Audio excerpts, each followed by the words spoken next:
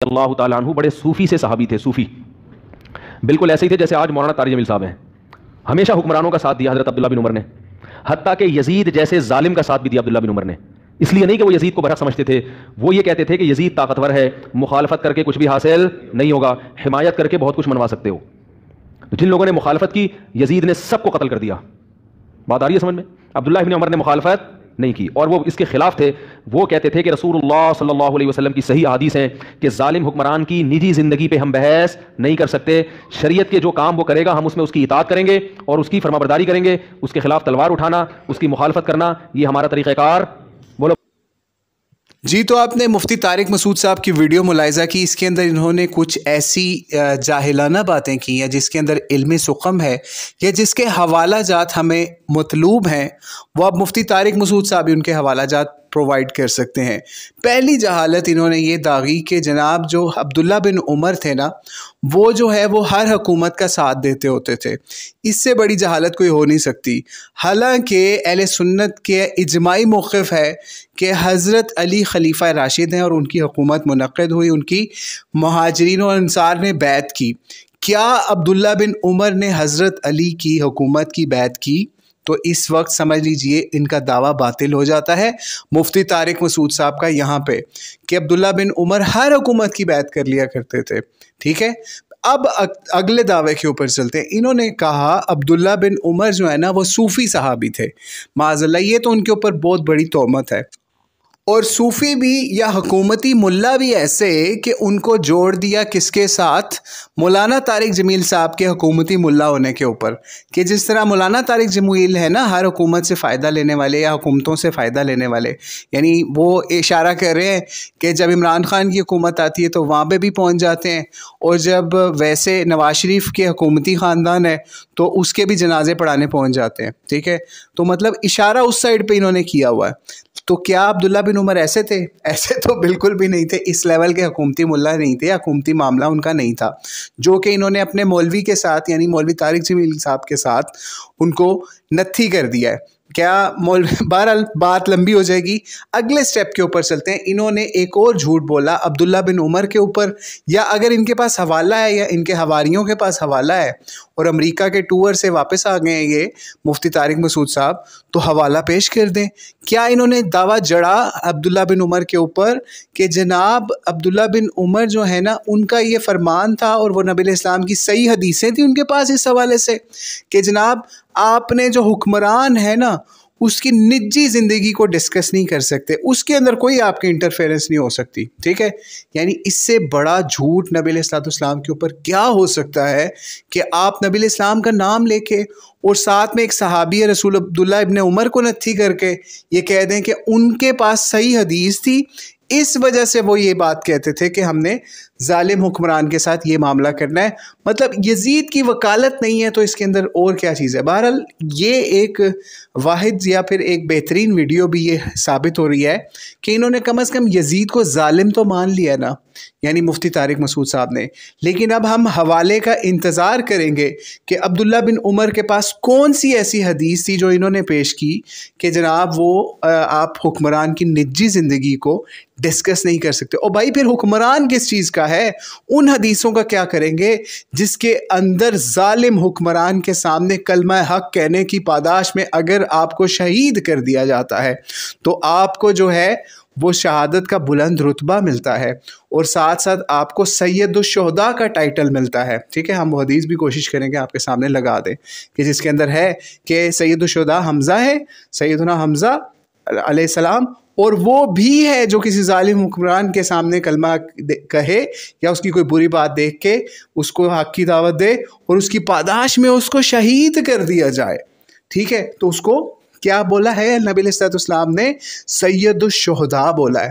ٹھیک ہے مفتی طارق مسعود صاحب، ہم نے تو آپ کو حدیث پیش کر دی ہے، اب آپ کی طرف سے ہمیں حدیث کا انتظار رہے گا کہ جو آپ نے عبداللہ بن عمر کے اوپر یا نبی علیہ السلام کے اوپر چسپاں کی کہ جناب آپ نے اس کی نجی زندگی جو ہے نا اس میں آپ نے کوئی دخل نہیں دینا. تو بہرحال پہلے ہم وہ ویڈیو بھی دکھا چکے جس کے اندر انہوں نے وہ وکالت بھی کی کہ یزید کا فاسق و فاجر ہونا بھی ثابت نہیں ہوتا، وہ بھی ہم نے ان کے گھر سے حوالے دے کے ثابت کیا. اور آگے چل کے ابھی ویڈیو آپ کو دکھاتے ہیں جس کے اندر آپ کو یہ پتہ چلے گا کہ عبداللہ بن عمر نے صحیح بخاری کے مطابق یزید کی بیعت کے حوالے سے کیا باتیں کہی ہوئی ہیں، اور دوسری طرف جن صحابہ نے اپنا خون دے کے انصار مدینہ جن کے فضائل سے حدیث کے چیپٹرز اور باب بھرے ہوئے ہیں، انہوں نے کیسے یزید کے خلاف گواہیاں دیں، اپنے خون سے ایک لکیر کھینچی جو کہ امام حسین بھی کھینچ چکے تھے کربلا میں، پھر مدینے میں بھی صحابہ نے اس لکیر کو کھینچا، ابن زبیر نے بھی مکے میں اس لکیر کو کھینچا،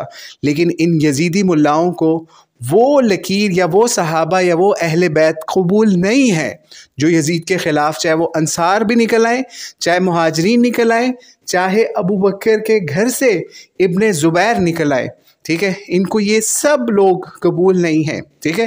تو آئیے ذرا آگے بھی ان مولویوں کے، یزیدی مولویوں کے اعتراض سنیے، پھر اس کا جواب بھی آپ کو دیتے ہیں اس حوالے سے کہ جناب کیا عبداللہ بن عمر نے کہا تھا یزید کی بیعت کے حوالے سے۔ السلام علیکم ورحمۃ اللہ وبرکاتہ، الحمدللہ رب العالمین، اللہم صلی علی محمد وعلی آل محمد۔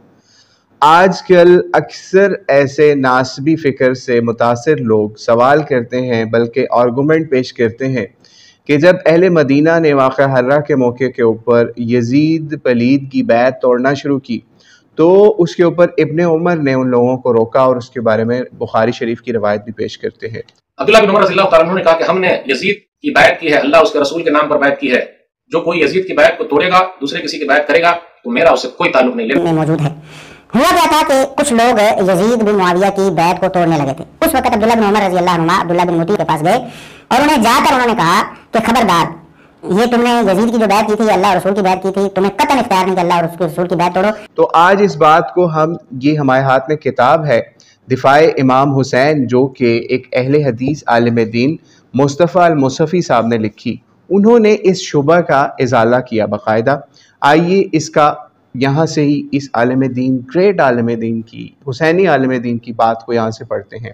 کہتے ہیں جب اہل مدینہ نے یزید کی بیعت توڑنے لگے تو عبداللہ بن عمر نے اپنی آل اولاد کو اکٹھا کیا اور انہیں کہا، میں نے نبی علیہ السلام سے سنا کہ ہر غدار کے لیے قیامت کے دن جھنڈا نصب کیا جائے گا، اور ہم نے اس شخص کی بیعت اللہ اور رسول کے حکم کے مطابق کی، یعنی یزید کی بیعت، اور میں نہیں جانتا اس سے بڑی غداری کیا ہو سکتی ہے کہ کسی آدمی کی بیعت کی جائے پھر اس کے ساتھ جنگ شروع کر دی جائے۔ تو یہ جناب عبداللہ بن عمر کا قول یہاں پر نقل کیا جاتا ہے صحیح بخاری سے۔ تو آگے کہتے ہیں لوگ کہ ثابت ہوا یزید کی بیعت توڑنا عبداللہ بن عمر کے ہاں غداری تھی، جس شخص کی بیعت توڑنا غداری پائے اس کے خلاف خروج کرنا جائز ہو سکتا ہے، یہ شبہ ہے، ٹھیک ہے، یزیدیوں کا۔ تو آگے اس کا ازالہ کرتے ہیں، وہ بڑا زبردست ہے۔ آپ ایک روایت صحیح بخاری سے لے کے آئے ہیں، حضرت احنف بن قیس کی روایت لے کر آئے ہیں، کہتے ہیں کہ میں گھر سے چلا، یعنی وہ صحابی کہتے ہیں میں گھر سے چلا، میرا ارادہ تھا کہ میں اس آدمی حضرت علی کی مدد کروں، راستے میں میری ملاقات حضرت ابو بکرہ سے ہو گئی، پوچھا کہاں کا ارادہ ہے؟ انہوں نے کہا، یعنی ابو بکرہ نے کہا میں علی کی مدد کرنے جا رہا ہوں۔ کہا واپس لوٹ جاؤ، میں نے نبی صلی اللہ علیہ وسلم سے سنا، آپ نے فرمایا کہ جب دو مسلمان اپنی تلواریں لے کر باہم لڑتے ہیں تو قاتل اور مقتول دونوں دوزخی ہوتے ہیں۔ میں نے کہا یا رسول اللہ صلی اللہ علیہ وسلم، قاتل تو دوزخی ہے لیکن مقتول دوزخی کیوں قرار پایا؟ فرمایا اس لیے کہ وہ اپنے مسلمان بھائی کی خواہش کے قتل کا خواہش مند تھا، ٹھیک ہے، او کما قال علیہ الصلوۃ والسلام، صحیح بخاری سے روایت ہے، ٹھیک ہے۔ سوال یہ ہے اس کے اوپر، وہ فرماتے ہیں مصفی صاحب، سوال یہ ہے کہ حضرت ابو بکرہ کے استدلال کی روشنی میں جنگ جمل کے شرکاء، جن میں جلیل القدر صحابہ بلکہ عشرہ مبشرہ بھی ہیں، انہیں نعوذ باللہ جہنمی تصور کر لیا جائے گا اس روایت سے؟ جس طرح ابو بکرہ صحابی کے استدلال کی روشنی میں جنگ جمل کے شرکاء کو جہنمی نہیں سمجھا جا سکتا، اسی طرح سے یزید کی بیعت توڑنے والے کو یا اس کے خلاف خروج کرنے والے کو عبداللہ بن عمر رضی اللہ تعالیٰ عنہ کی روایت کی روشنی میں غدار قرار نہیں دیا جا سکتا۔ حقیقت یہ ہے کہ بعض صحابہ کی طبیعتیں نہایت ہی محتاط واقع ہوئی تھیں، جہاں معمولی سا شبہ بھی محسوس ہوتا وہاں فوراً اس کام سے کنارہ کش ہو جایا کرتے تھے۔ تو آپ خود سوچ لیجئے کہ اگر بخاری کی روایت کے مطابق انہوں نے ان لوگوں کو غدار کہا جو کہ یزید پلید کی بیعت توڑ رہے تھے، تو ابو بکرہ صحابی کی اس روایت صحیح بخاری سے انہوں نے بتایا امام حسین کے بعد جو واقعہ ہررا ہوا اس میں یزید کی بیعت توڑنے والوں کو اگر یہ کہا جا سکتا ہے تو ابو بکرہ کی روایت سے پھر حضرت علی سے لڑنے والوں کو یا حضرت علی کے لشکر والوں کو یا معاویہ کے لشکر والوں کو کیا کہا جائے گا؟ تو اب آپ خود سوچ لیجئے کیا فیصلہ کرنا ہے اس کے اوپر. لیکن بہرحال اس عالم دین نے بہت زبردست بات کہی کہ اگر ہم اسی طریقے سے صحابہ کی مشاجرات کے اوپر ایک دوسرے کے اوپر فتوے لگانا شروع کر دیں کہ وہ لوگ غدار تھے اور وہ ایسے تھے تو پھر یہ جہنمی والا فتویٰ کدھر جائے گا. ٹھیک ہے، تو اس لیے اب امید ہے یہ مسئلہ سمجھ آ گیا ہوگا. اللہ کریم سے دعا ہے اللہ کریم یزیدیوں کو بھی ہدایت دے اور حسینیوں کو بھی اصل حسینی منہج کے اوپر چلنے والا بنائے. السلام علیکم ورحمۃ اللہ وبرکاتہ.